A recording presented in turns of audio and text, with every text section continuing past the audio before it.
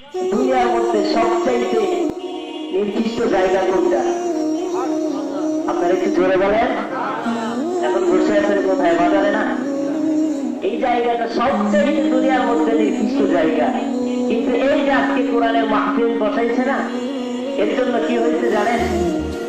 কথা বলেন, কি শুনবেন নাকি? সুবহানাল্লাহ জোরে বলতে পারবেন তো ইনশাআল্লাহ?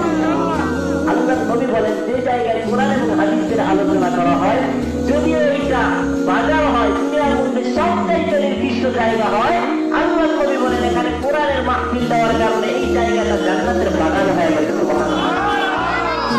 এবার আছে এই যে আপনারা সুবহানাল্লাহ বললেন, এই সুবহানাল্লাহ বলার কারণে আল্লাহ তাআলা আপনাদের কি পুরস্কার দিবে জানেন? একই তো জান্নাতের বাগান করছেন, আপনারা সবাই জান্নাতের মানুষ, ঠিক কিনা? আপনাদের আওয়াজ এখন থেকে শেষ পর্যন্ত জান্নাতি মানুষদের মতো হওয়া দরকার আছে না নাই? প্রথমে বললেন আপনারা কিন্তু জান্নাতি মানুষ, আওয়াজটা যেন যতক্ষণ বয়ান করি জান্নাতি মানুষদের মতোই পাই, ঠিক আছে ইনশাআল্লাহ? তো আল্লাহ নবী বলে, যে ব্যক্তি একটাবার সুবহানাল্লাহ আওয়াজ দেয়, একটাবার মাত্র সুবহানাল্লাহ বলে, আল্লাহ নবী বলেন ওই ব্যক্তির জন্য আল্লাহ পাক রব্বুল আলামিন জান্নাতের মধ্যে একটা ফলের গাছ দিবেন। সুবহানাল্লাহ। সাহাবায়ে জিজ্ঞেস করলেন, ইয়া রাসূলুল্লাহ, এই গাছটা কি আমার আপনার বাড়ির আশেপাশে যে গাছটা কি এরকম? এরকম প্রশ্ন আছে না? কেমন গাছ আল্লাহ তাআলা দিবেন?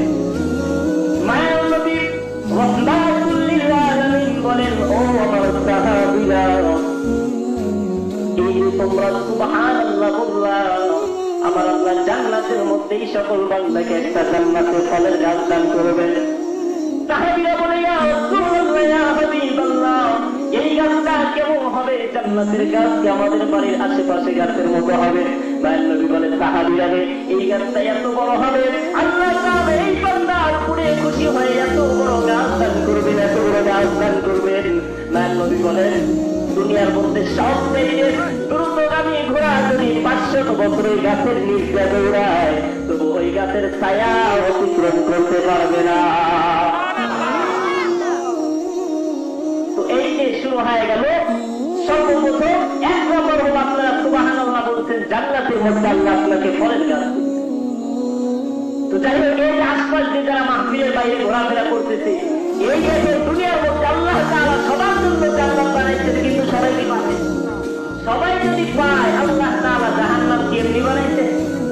সবাই যদি জান্নাতে যায়, জাহান্নামেও তো কাউকে আল্লাহ দিতে হবে, ঠিক কিনা? তো এই যে জান্নাতের বাগানে যারা বসছে আর যারা বসে না, এরা কি সমান? কথা বলেন না, এরা সমান? তো আমি প্রথমেই বলেছি, যারা জান্নাতের বাগানে বসছে তারা জান্নাতি মানুষ, আর যারা বাইরে আছে তারা কি না? জাহান্নামী বলবো না, এখানে আসতেও তো পারে, ঠিক কিনা বলেন?